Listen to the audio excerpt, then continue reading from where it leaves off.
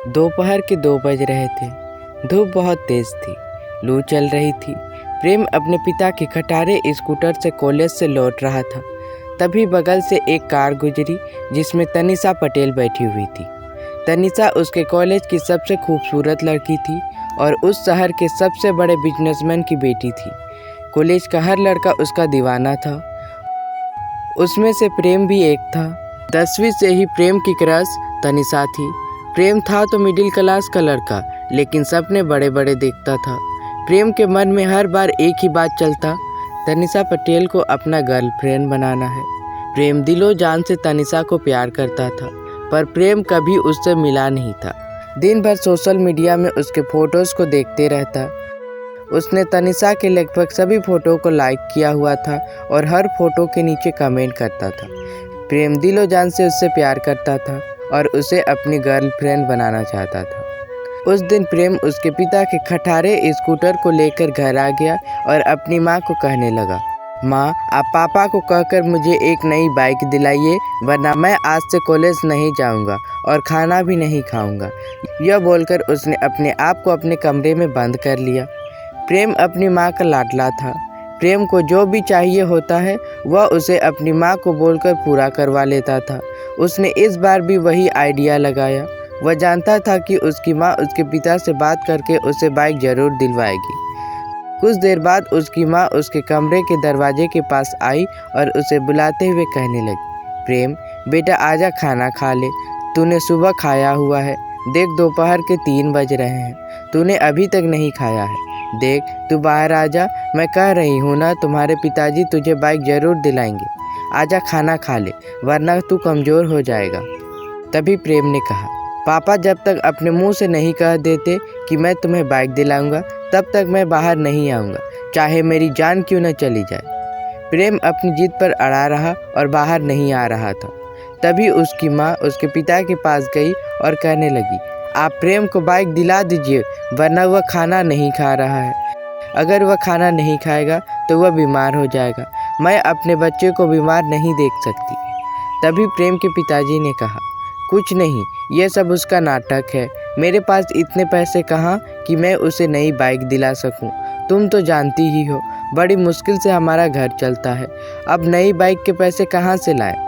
तभी प्रेम की माँ ने प्रेम के पिताजी को कहा, हम कैसे भी पैसे जुगाड़ कर लेंगे, आप बस कह दीजिए कि आप उसे बाइक दिला रहे हैं ताकि वह बाहर आए और खाना खा ले। सुबह के 8 बजे नाश्ता किया था उसने, अभी तक उसने कुछ नहीं खाया।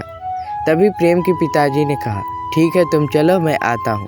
कुछ देर बाद प्रेम के पिताजी प्रेम के कमरे के बाहर आए और प्रेम को कहने लगे, प्रेम तू खाना क्यों नहीं खा रहा है, आजा खाना खा ले।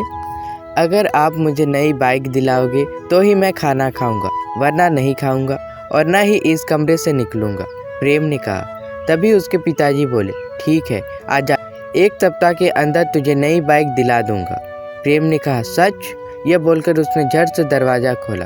उसके पिताजी ने कहा, हाँ सच। प्रेम बाहर आया और अपने पिताजी को गले लगा लिया और खाना खाने लगा। आखिरकार प्रेम ने अपनी जिद पूरी कर ही ली। 1 सप्ताह बाद उसके पिताजी ने उसे नई बाइक खरीद ही दी। एक दिन प्रेम हिम्मत जुटाकर कॉलेज में तनिषा को प्रपोज कर ही दिया। तभी तनिषा को उसके दोस्त कहने लगे, यार तनिषा, अब तू किसी की भी गर्लफ्रेंड बन जाएगी, उसका बैकग्राउंड तुम्हारे लिए मैटर नहीं करता।